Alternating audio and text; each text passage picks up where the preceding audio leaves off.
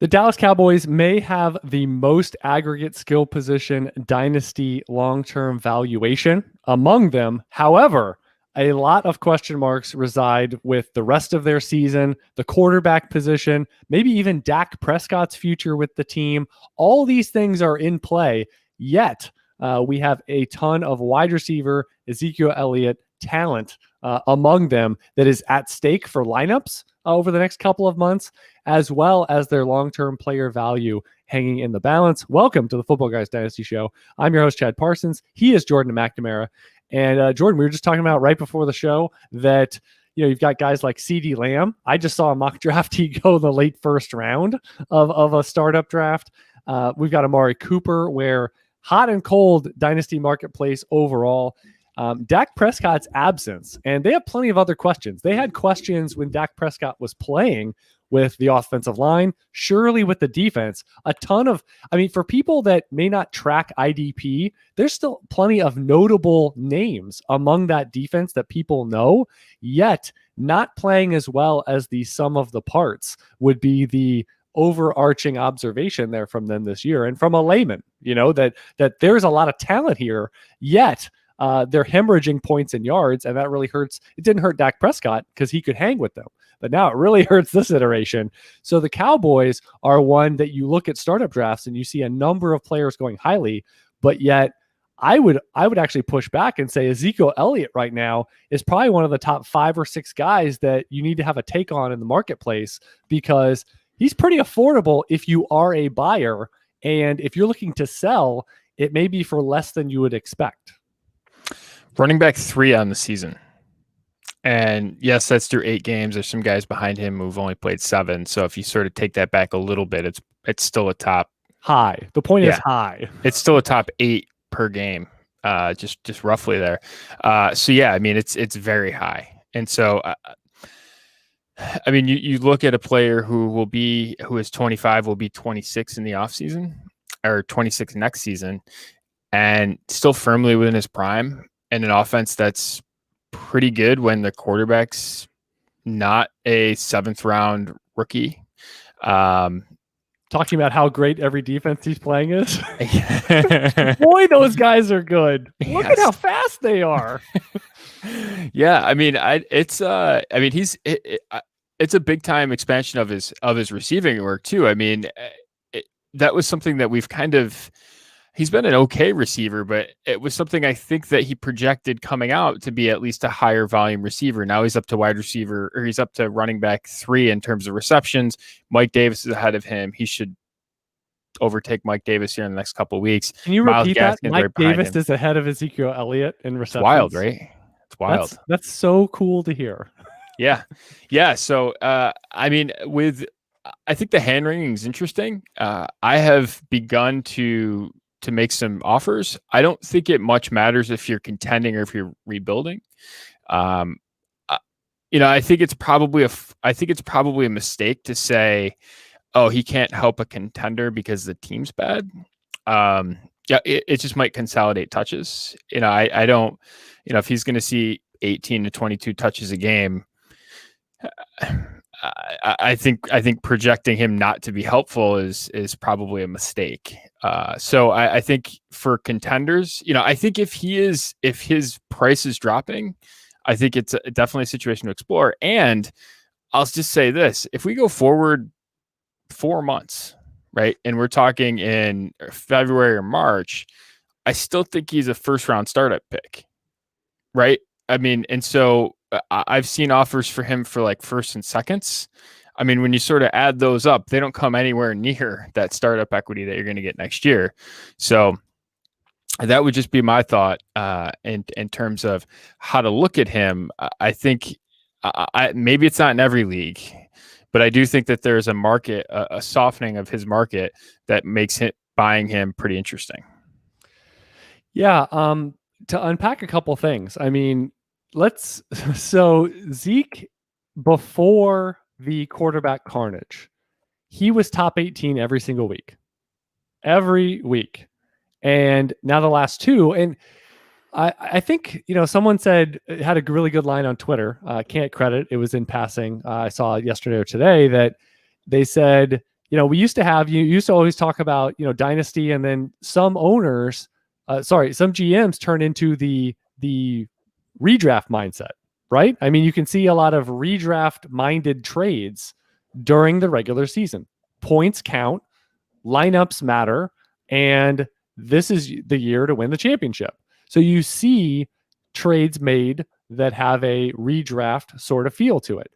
And he went one step further and said, I think now, and I think, social media, instantaneous news and opinions and communication, connection, and interactions, everything is accelerated the longer we go with this. And now it's like, can you imagine calling someone 20 years ago on their home phone and Johnny's not home and you leave a message on their machine? They might get back to you in 4 hours or the next day. Or what if they're on a trip? You have no idea unless they left it on their voicemail saying Johnny and Susie are on a vacation. They'll call you when they get home. Like something like that. That now we are almost in to adapt that. We are in DFS mindset. Yeah. And I think Zeke and any player we've seen this season with multiple down, quote unquote, down games in a row, we've seen this dialogue, right? Grab your pitchfork, get on to the jamboree. It's happening on Twitter. Just search the name, or you know what? It's just on your timeline. Click on one or two things. You'll see a bunch. And I feel like we've had that previously with AJ Green.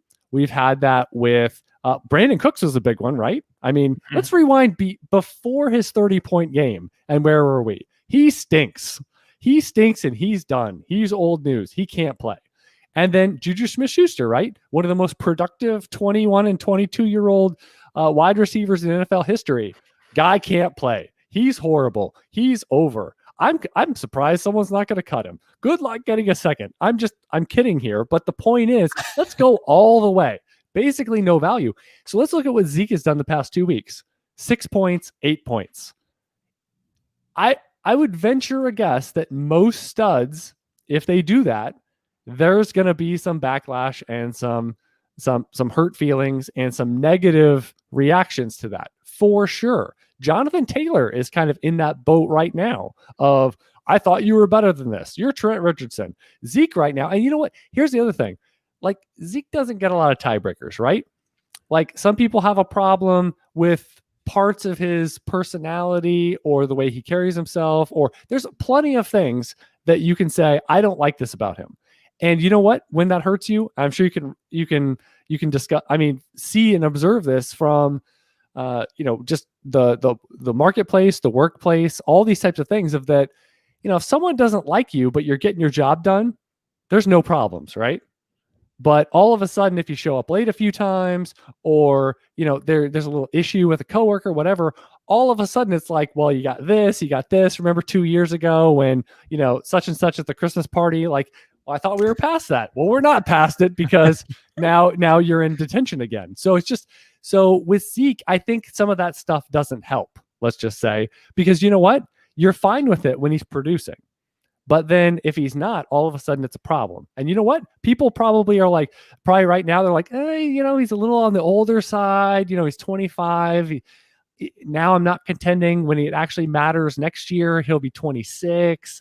It's running back. But you know what? You didn't have a problem 3 weeks ago because he had a 20-point game and he was still 25 then. So to me, it has that feel. And it doesn't help that Prescott's out. The offense has looked horrible for a couple weeks. I think people have this indicator. Now, I'm not part of this group, that even if Andy Dalton comes back, that it's still going to be as horrible as Ben DiNucci or the little glimpse we saw with Andy Dalton, that it'll be that bad the rest of the season and there is no hope, is kind of the projection and the assumption. But yet, I would think that folks, like, if you're not contending, Zeke is really interesting because let's say he does underwhelm for the rest of the year, expectations or his track record, then that actually helps you because now you get him with a better offense, reset the clock in the offseason, and even if Dak's not there, they're going to be better on offense than what we've seen the past couple of weeks. And Zeke is 26, is what I would say. And by 28, does that leak value from the oil compartment of that car in Dynasty trade value? Yes. But he's an all-time player, and all-time players hold on a lot longer than other players. And he may start leaking value, but that doesn't mean you have to trade him. And you can he still could be an auto start player 2 years from now. Yeah, and it's interesting because we're fading him at a time where, right, there's good running backs from this class, right? There's good ones, but I don't think anyone has done anything yet to really justify going up ahead of Zeke, right? And I mean, and Jacobs has cooled off a little bit after a hot start. So you sort of look, I think there has to be a couple of things that happen, right? Bad stuff has to happen to Zeke, and there has to be backfill, right? Like, and we've seen this at the wide receiver position, and this is probably not an exact comp because I think running back's better than wide receiver in this sense, but we've seen guys up there who would have declined in value in years past just because there hasn't been anyone to take over. Now, 2020 might be an exception to that. Or, the 2021 marketplace is going to look different, right? Where you're going to have some of these guys come up and take, Devontae Adams and DeAndre Hopkins and guys like this who are aging along. That I don't think that there is the same case that Cam Akers hasn't done much, right? Swift has been good, but I'm not sure the market's convinced that he's all the way there yet because of a timeshare and some other things. Dobbins, same scenario, right? Taylor's his own set of problems. I mean, Clyde Edwards-Helaire's seeing a reduced amount of touches, right? I know we said we weren't going to go there. All of those things, when you sort of look at them, there's not a ton of backfill, right, for someone to actually leap up and take Zeke's job right now. And so that would be the thing that I would point back to is if you're fading him, all right, well, in favor of what? Right? Like, all right. Well, now people are selling Zeke for like a couple of late firsts. Right. I mean, which is crazy to me. Well, yeah, my point with that, or if you're selling, I call that selling on speculation that, I mean, you're trying to, could you win that trade? Sure. What's the likelihood you lose it? Strong. What's the likelihood you lose it by a lot? Strong. So don't do it. It would be my thing. Like I always say, you sell a guy, you got to get a bigger, a core centric top piece. And what you're kind of saying is, I mean, even if you were to take, let's say you take Zeke for Dobbins and a contender, a late first projected in 2020, there's a lot of risk to that. So the late first of all, the odds are slim you ever get one season like Zeke is likely to achieve in 2021. Ever. One. So you got that. Does Dobbins do it? Does Dobbins ever put together one season like Zeke will? Because it's a very, it's a pyramid type thing, right? I mean, very few put up the elite season. And then that elite season, the 22, 25 point per game, the big stuff that really matters to change seasons and change dynasty futures, that those matter a lot. So if you're reducing your odds a decent amount to get that, then it does hurt your team. So does Dobbins ever give you that? Would be the biggest. I mean, some people are listening to this and saying, I love Dobbins. And I think the answer to that is yes. That's good. You better have that take if you're making that trade. Don't just pick any young running back and say, give me that in a first and Zeke is gone and he's yours. So be careful. Be careful and assuming that a then 26-year-old Elliott cannot fully rebound. He hasn't produced for like 3-4 seasons better than anything we've seen or likely will see from any of those rookie running backs, historically speaking. It's just a tough ask. Yeah, I'm with you. And I'll say this too, in terms of when you look at second round running backs, and just one of the things that we talk about a lot is like, let's look at profiles instead of player names, right? So when you just step back for a second, take the player away from it, just look at the profile of Dobbins, it's a 55% hit rate, right? So just over half the time he'll hit for one top 24 season.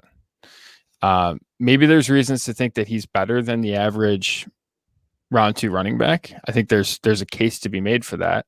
Well, can I even go rosier? So I'll give the rosiest picture just Sure. for folks that'd be like 55%. You're nuts. So in my model that adjusts for their profile, it goes granular, like to every draft position, it moves slightly in terms of, that curve down. So it's not like he went the last pick in the round. He didn't go the first pick in the round, and he's an elite metric prospect. So just to put this, he has a ton of positives as a profile, and my odds for him are 65%. So even there, though, that's 2 out of 3. And that's hitting once, and that's hitting not to a high impact level. Let's not pretend like this is, he finishes at running back 7. No, that's not what we're talking about. So that's still a 2 out of, like, even in my most rosy versus he's really strong for that round, or, all those types of things, that it still is a gamble that he puts up, again, one season that even approaches the worst year Zeke has ever done. Yeah. Just keep that in mind. Yeah. Yeah, no, and so when you look at these and when you get round 1 guys, I look at base rates or hit rates, right? And then you compare it to once they hit, you sort of look at the density, right? And so when you can get out on the extremes and you can get pretty dense hits in terms of, for example, first round running backs that hit, 61% of them hit 3 or more times, right? I mean, that is a very dense hit.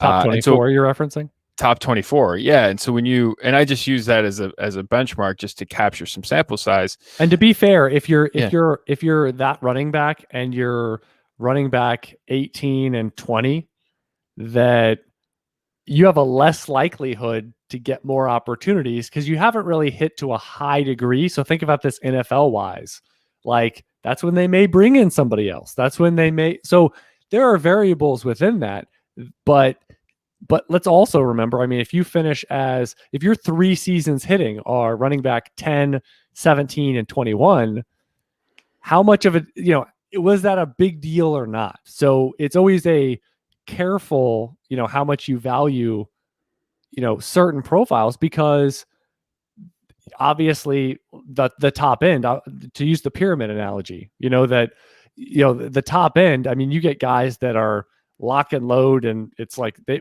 finished top 12, like 6 times, I mean, so you get part of that as the extreme, so that definitely helps up some of the more marginal ones in terms of the aggregate there that are just massive dynasty franchise changers for like half a decade. Yeah, for sure. And I think you're seeing some of this with other players too, right? I mean, you referenced Jonathan Taylor as a player that there's some hand wringing about. There's, I think, some uncertainty in Jacobs, right? Interestingly, I was just perusing our stats at Footballguys today, as a matter of fact. And when you sort of look down, there's some pretty interesting names up at the top of the position, for example. And one that just from an aggregator sense, running back 15, David Montgomery, right? Playing 80% of snaps and not particularly effective on any of them, but he just sort of, if you play 16 games and he's a trip over yourself, running back in his percentage of that backfield. Say that again. The number 2, he's the foundation back in that backfield. Yeah. And you know who the number 2 back is? Is it Cordell Patterson? I mean, you barely see him, but we've seen weeks where he actually plays. This past week, I don't think he played much at all. Like, it's just, so he is the backfield. And I just to make one point there, I'm really surprised Lamar Miller hasn't been activated and he is the primary backup, seeing like 5 to 8 touches a week. I'm kind of confused by that, but I guess he's close to done. I don't know. Yeah. No, it's off the injury. Yeah, so Montgomery this is about the max for Montgomery, right? Not a high-end talent, aggregating, but actually, frankly, I mean, the touchdowns aren't overly high either. So he has a little wiggle room from there, but you would say low running back 1, high running back 2 is probably the max, and he's pretty much there right now, aggregating. Yeah, I mean, it's essentially, he's like an 18 to 20 touch guy, and with a quarter of a touchdown a game, and he's just aggregating his way to a top 15 finish, right? I mean, So yeah, I mean, it's if he gets a interesting to new see if he gets a contract beyond this and it kind of stems from this year, he should give part of that money to Tariq Cohen, because Cohen not being there is definitely helping. Yeah. Helping his agent present the case for why his client should get a bigger contract next. Yeah. In some capacity. It's in their front office will gladly spend bad money. So that's something that we can look forward to. This is Chad Parsons and Jordan McNamara, episode 27. We are still here. Football Guys Dynasty Show. Remind you to subscribe, rate, and review Football Guys on all of your podcasting platforms. Sign up for the Football Guys daily email from Joe Bryant. You want him as your daily guide, all your news and instant analysis. Never miss a moment of everything you need. And this is the busy time of year. We've had some NFL trades going on, and weekly it's who's in, who's out, the changing depth charts that lead to proper waiver wire selections and navigating your team and your lineup appropriately week to week. And you can go sign up footballguys.com/free. And that goes all the way through much of the off season as well as daily in season. I think it's something like 300-ish days a year. Something like that. It's pretty darn close. It goes through the Super Bowl, and I think it picks back up in April or May. It's again, it's all the time, and it's a welcome thing to peruse. They've got hyperlinks in there for the news, as well as some of the features that they promote as the things you cannot miss on the Football Guys site in the off season as well as in season. So a reminder there. And just to circle back, we talked about Zeke in terms of the Cowboys, but I also think, again, some of these data points that we talked about a little bit before the show, we have a mutual friend of ours that's doing a mock draft startup that I could not believe. And I think this is going to be something we see in January, the difference between Amari Cooper and CeeDee Lamb in startups, and just the general dynasty marketplace view on those two players. I know Amari Cooper has been one that has been off and on, and he has his fans, and then others that have kind of been over him dating back to after year one or year two and in then the Oakland Raiders. And I know both of us are fans, and I have very specific views on CeeDee Lamb from what I've seen so far, but I find it, I mean, CeeDee Lamb in the late first, seeing him go in that sort of zone, maybe 10 to 15 overall, and then seeing in the third round Amari Cooper was a little jarring for me. Yet I think it's plausible, if not possible, we see that in January. Yeah, that's setting up to, and this is the thing we've talked about, right? With this situation and with Minnesota, and where you basically have, and with Seattle, right, where you have arguably the wide receiver one going behind the wide receiver two, right? Or what's to date has been the best wide receiver on their career. And we'll see how those guys in Seattle finish. But you could project all three of them to have a reasonable shot to be seasonal finishers ahead of the wide receiver two on their team. We'll see with Seattle. And yet be way behind in terms of startup ADP. You and I were talking before the show. I think there's a reasonable chance that Amari Cooper ends up looking like one of the best dynasty values of all time if he's going to fall into that. All time. Yeah. I mean, you just look at the profile. I mean, he is second in the NFL in receptions, right? He has been a wide receiver one for a while. He has had a long stretch of production in terms of what we know about him, and he's going to be 27 next year, right? And I understand that everyone wants to be, 24 months early on the downturn in cost. But I think that's a situation where it's getting too cute. And for me, I like to shoot at really broad targets. And when I'm drafting and when I'm trading and when I'm evaluating players, and a target like Amari Cooper is a really big one to shoot at, right? Because we know a lot about him.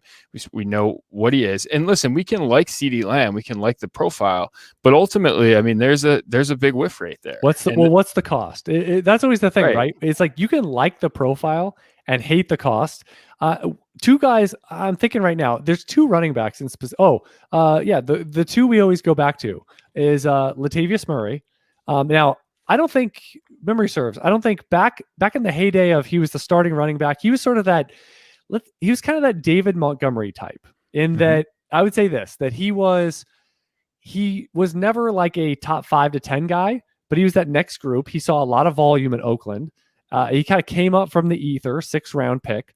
And again, I liked him as a prospect. And I remember he was like a 3rd or 4th round rookie pick. But then things got nuts. Things got nuts when he got the job. And all of a sudden he was like a top 30, 40, 50 startup pick. And I was never in on that. Same thing with Jordan Howard and a couple of these other running backs. When they got the job, I was like, I'm kind of out at that. I like them as a super sleeper. And then what's interesting, guys, look at Latavius Murray. And then for a moment in time, we had Jordan Howard. I think he was the 1B or 2A in Philly, right? Was that? I think that was the next time after the lead job in Chicago that he had. And so when these guys go from starter that I think is overvalued to now injury away or backup, Latavius Murray is a perfect example. Now I'm back in. All of a sudden now the price point is like late 2nd, 3rd round rookie pick valuation. Now I really dig you because you have a profile. You've shown you can be a starter in the league, but now you come with the cost of you'll never be the starter again, even though all it takes is an injury in front of you. And we saw it with Murray last year. We'll see if he gets any spot starts this year. Of now I can encapsulate all those skills that you have, the upside to carry a backfield that you have without question. And now I'm just kind of waiting for that opportunity. And the huge discount is applicable because you're not currently starting. So that's sort of the difference there of you can hate the price at certain points, and then you can come around on a player. And like we always say, the two of us, it's Josh Allen. Like we didn't like the prospect. It's like, wow, he's going to be super high priced in Superflex coming out. And then he goes top 10 in the NFL draft.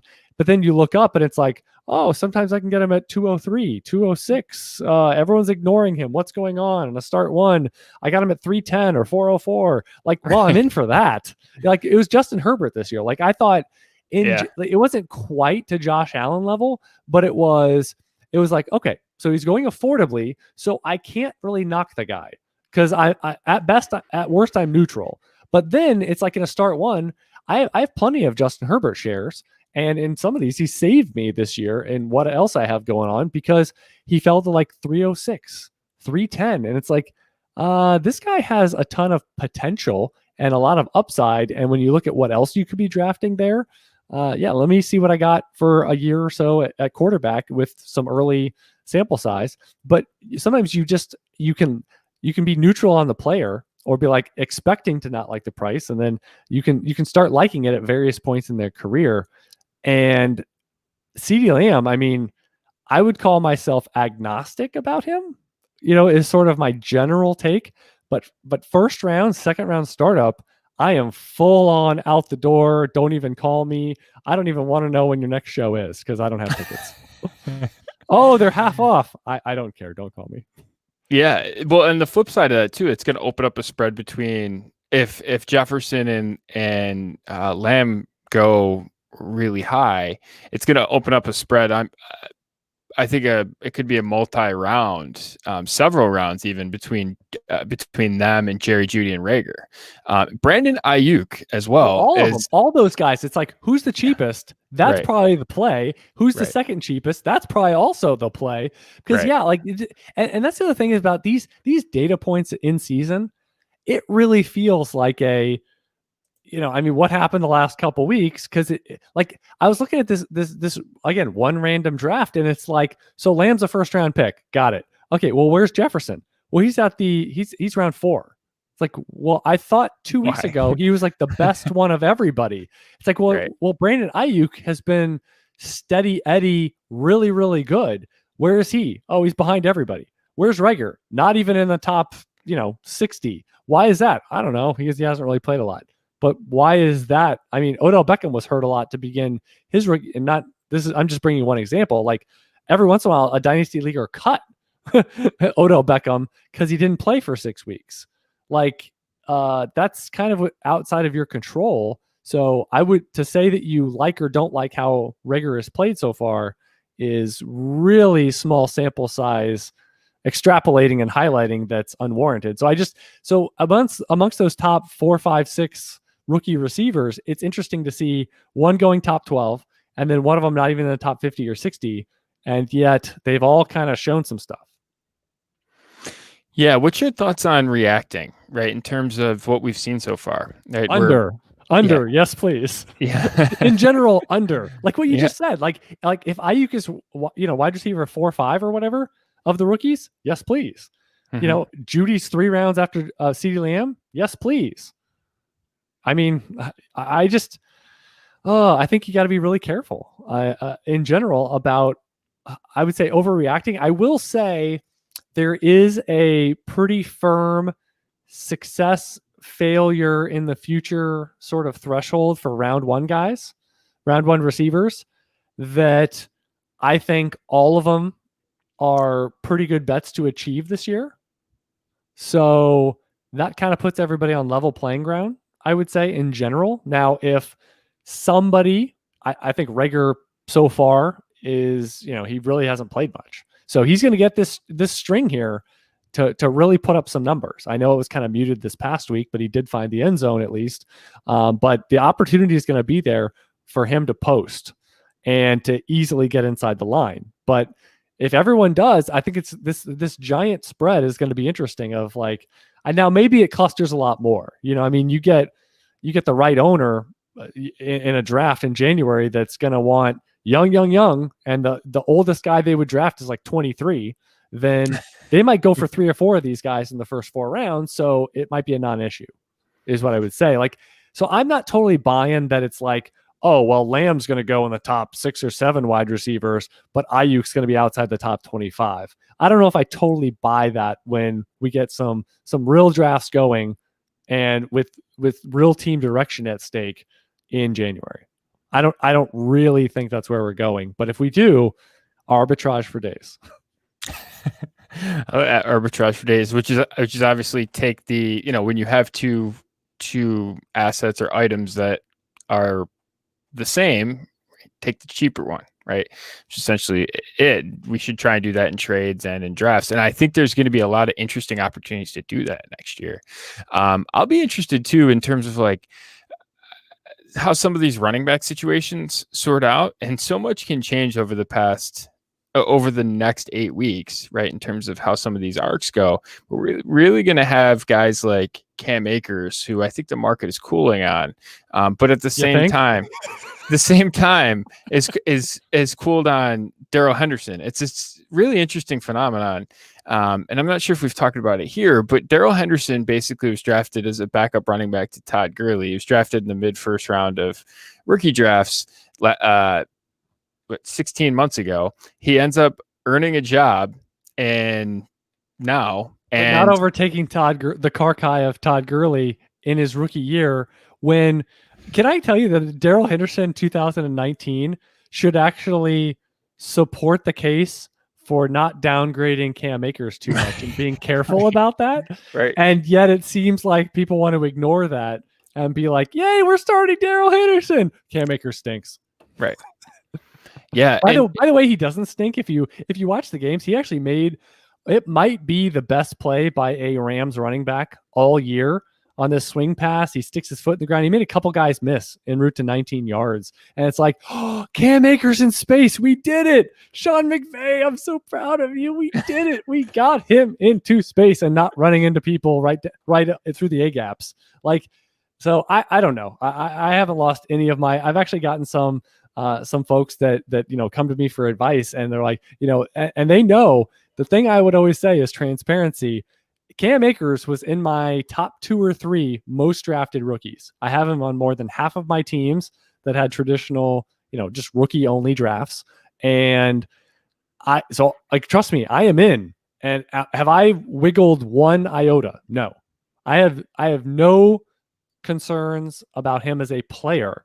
When will his opportunity come? I have no clue. Obviously, I did think that it was going to be his job. Now, maybe the injury is part of that. Maybe the fact that we saw McVay kind of press down Henderson last year. Maybe it's a rookie thing.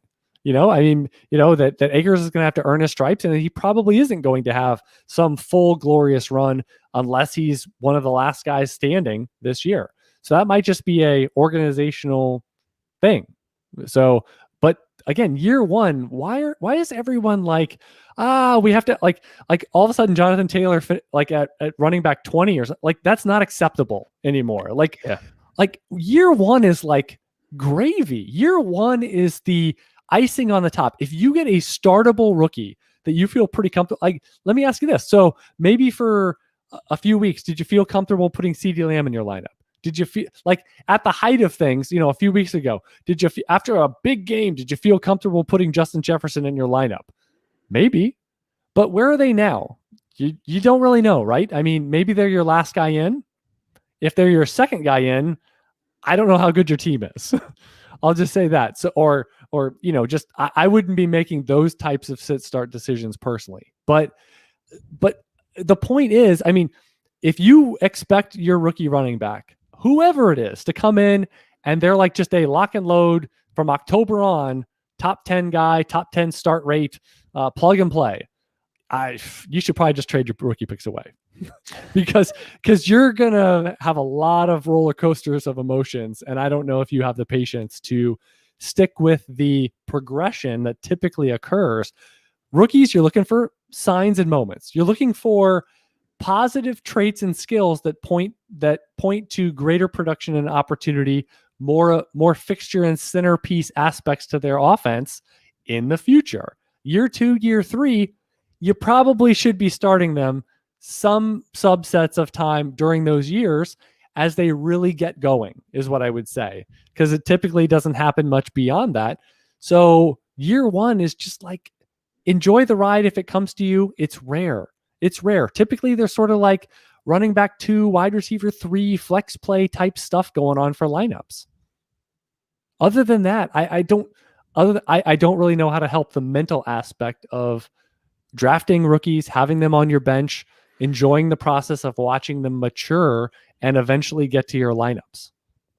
Yeah. What's your thoughts on the 49ers? Now we have, we hit on Ayuk a little bit. It's tough. Yeah. Now we've got Garoppolo. I think Garoppolo's injury, if the Nick Mullins to Ross Dwelly stack, is that what you're talking about? Yeah. I'm all in. Ross Dwelly. I'm a Ross Dwelly truther. What do you think this does to Kittle's market value? And are we going to see one of these injury prone narratives on him entering the offseason? Well, I think tight ends are a targetable position. I'll just say that Gronkowski, how do you tackle him? Well, don't go high. So you're normally up against a DB when they get down the field. So if you were trying to tackle somebody 50, 60 pounds heavier than you, what would you do? Would you jump on their backs? Would you try to grab them by their shoulders and yank them down? Probably not. You would go right for their knee. You would go for their ankle. You would go for their thigh. So I do think they are a targeted position, and it's a rough one. And that's why you see a little bit more injury than I think they're on par with running back. Honestly, I know it's less than wide receiver. I haven't looked in that chart specifically that I have historically for injuries. And you know what? It's always a little outdated because we're getting new data all the time. But so for Kittle, I think the biggest appeal he had when you were comparing him to the other top tight ends, and now it was kind of Kittle v. Travis Kelce, is he's significantly younger. So that was one of the biggest, even if Kelce is more consistent, better offense, you did have a significantly younger player. So I am one of the least like injury prone label guys out there.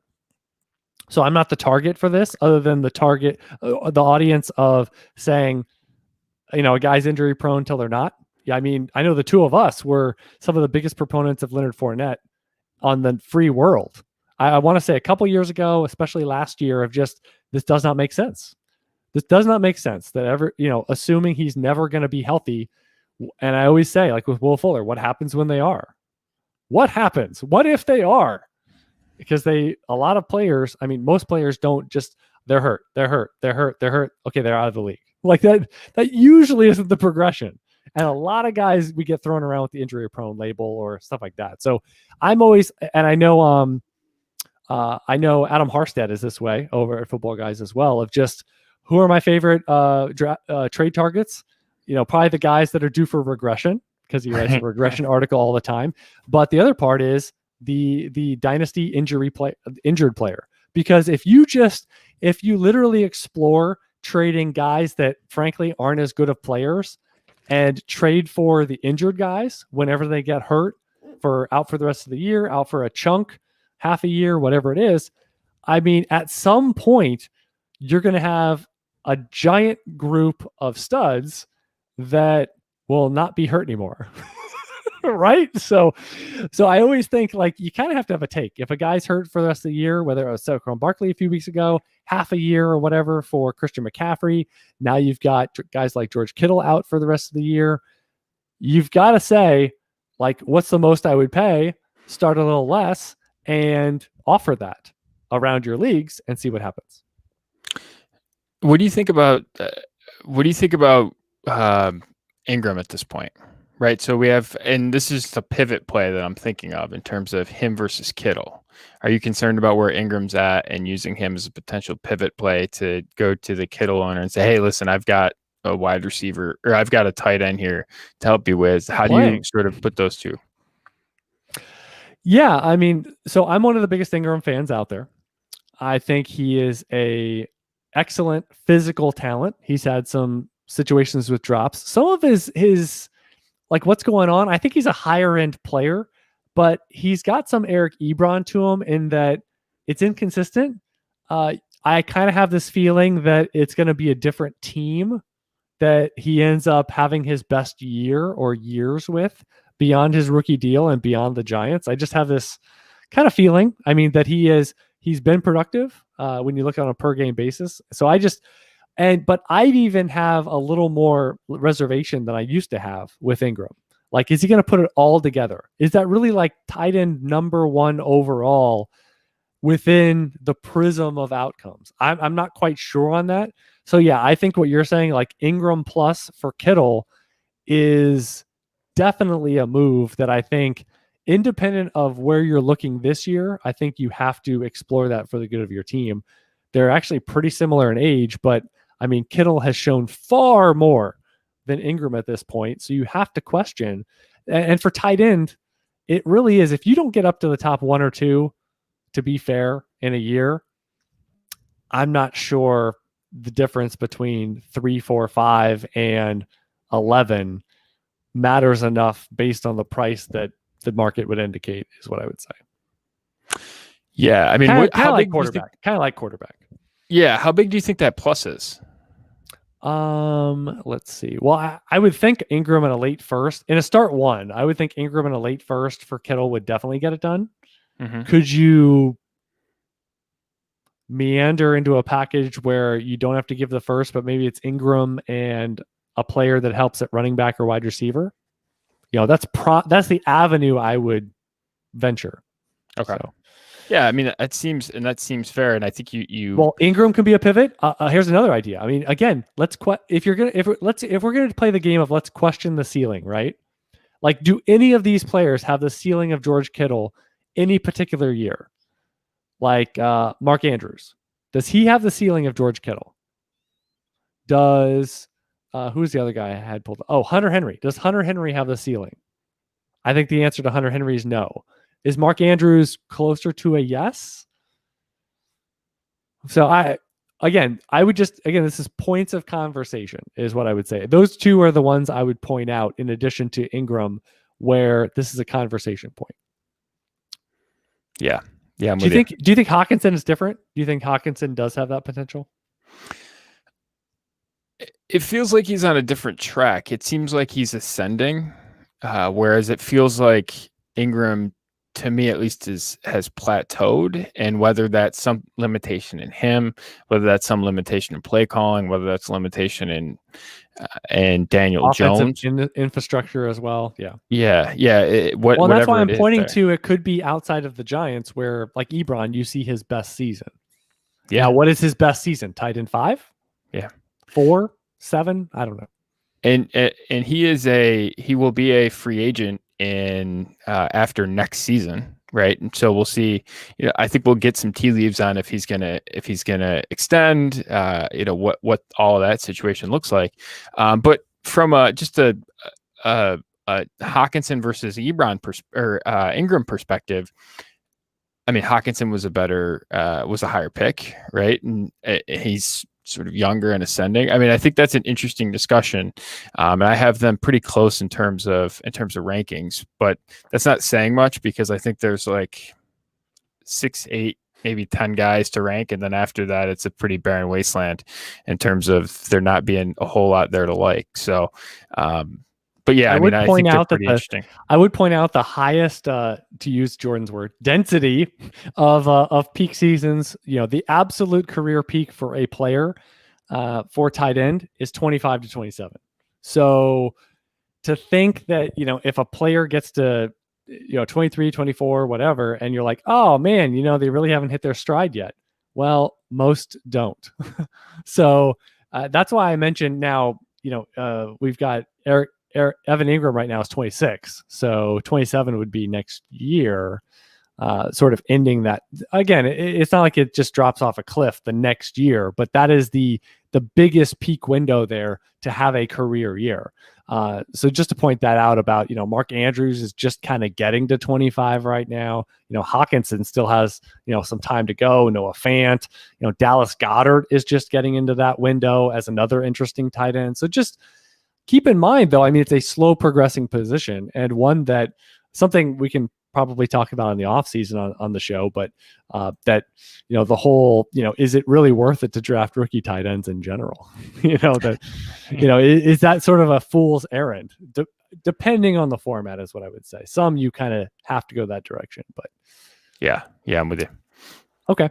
So I think Kittle is just another in the laundry list. And to talk about the 49ers, do you think this has implosion potential, or do you think the Shanahan scheme factor, at least as the run game goes, is going to stay above baseline? Or do you think there's a lot going on here? Now, quarterback is yet another one. I know neither one of us are Garoppolo fans, but they're getting close enough to the screws. Do you think this whole thing could end up folding? Like they could be better, but similar-ish to the Cowboys in the sense that this whole ecosystem is eroding, but over the next 2 months. Is that possible? Yeah, it'll be interesting on the Garoppolo front, right? Because I think that, I mean, you and I have for a long time wondered what ultimately he is, right? Is he anything more than I hate the phrase, but game manager? And listen, his cap number is 26.9 next year, and they can save 24. They could save 24-1. I mean, you have a hard time seeing him come back. Now, if he has surgery, is he back? Is he past the physical by that time to cut him? All of those things. That'll be a situation to watch. I think that's similar with the Odell Beckham thing. I mean, he had a very cuttable contract, and now they are probably not going to be able to get out of him because he's injured. So yeah, I mean, they have room to work with too. I mean, I don't think it's unreasonable that they pursue Dak Prescott, for example, right? I mean, they've been linked to Matt Ryan in terms of prior coaches, or in terms of the relationship there between Shanahan and Matt Ryan. I don't think that's possible cap wise, but I mean, maybe. I mean, that's a link that keeps getting put out there. But I think that they're a dark horse for a potential like Dak Prescott contender, something like that in the offseason. Because every time that one of these situations has come up, they've kicked the tires on it, right? Like they kicked the tires on Brady, and and those things keep getting reported. I mean, just looking at it, I don't think that they can be convinced, and I don't think that they've shown a great deal of conviction in Jimmy Garoppolo either. Yeah.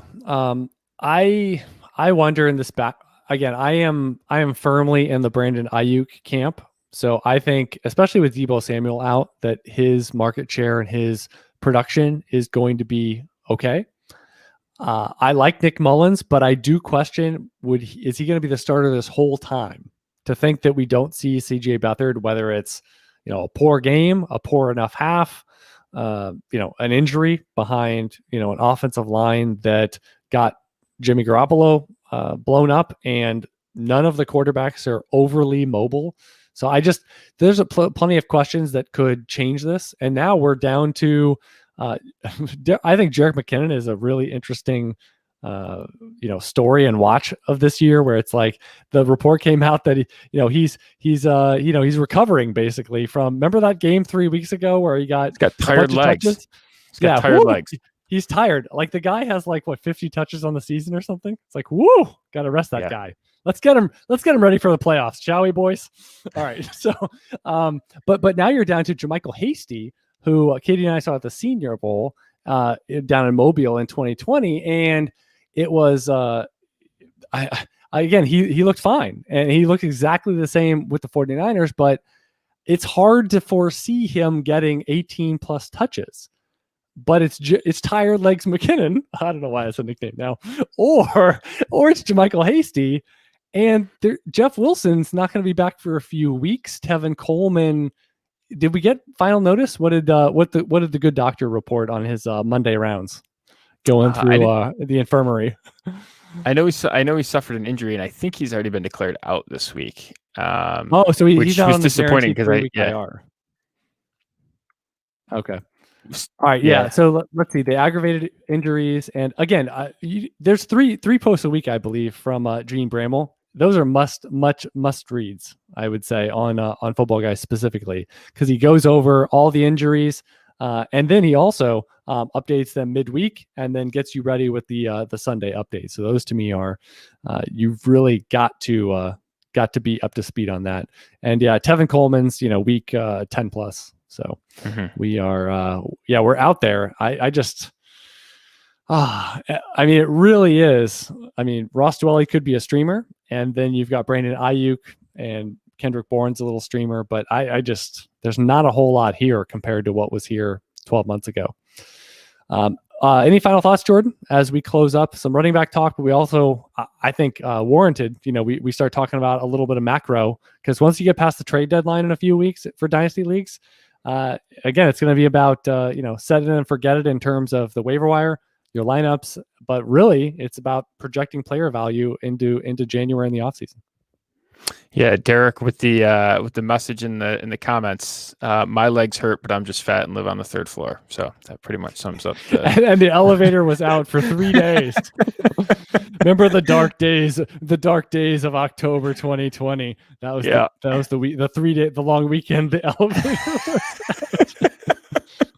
I will say I live in a senior friendly building, and if the elevator were out, I think it's an actual health hazard. For people with, disabilities, and the elevator being out is a huge deal. Anytime you're like, well, this rearranged all of my shopping trips. That's it. No, and then anybody that's delivering anything, you're like, can you come upstairs? Are you able to? There's a stairwell. It's right there. I really can't. You get the shopping carts. I know I'm talking about condo and apartment living, and you're like, I don't understand what you're saying. I really don't get it. I pull into the driveway. It's like the door's right there. I don't understand. If I have to take it upstairs, I get that part, but I don't get it. 4th floor, Jordan. 4th floor. Could be higher. All right. So that'll close it up. Reminder to subscribe, rate, and review on all of your platforms. Sign up for the daily Football Guys email from Joe Bryant, footballguys.com/free. In this episode, we discussed the Cowboys, other NFL offenses, and I liked it. We mixed in a lot more of the macro. We're 8 weeks in. We know the lay of the land in terms of a lot of these NFL offenses. Things are changing, but we have enough data points this year to kind of know, who are the go-to aspects. We didn't see, in mid-August, James Robinson was going to be a 20 touch guy. We did not see Myles Gaskin as the clear lead starter in Miami. So we were learning things as we go. There's a lot less, I would say, in November, December that we're truly learning about these NFL teams. But what we are learning is that this could be one of the most interesting and perhaps one to exploit the dynasty startup market in 2021. I don't know about you, Jordan. I'm already excited. My tingly systems are already going for dynasty team building 2021. If you thought it was easy pickings wide receiver value wise in 2020, I think you're turning it up. What's the movie you turn it up to 11? I think we're turning it up to 11, boys. All right. So until next week, I am Chad Parsons. He is Jordan McNamara, and good luck in your dynasty leagues.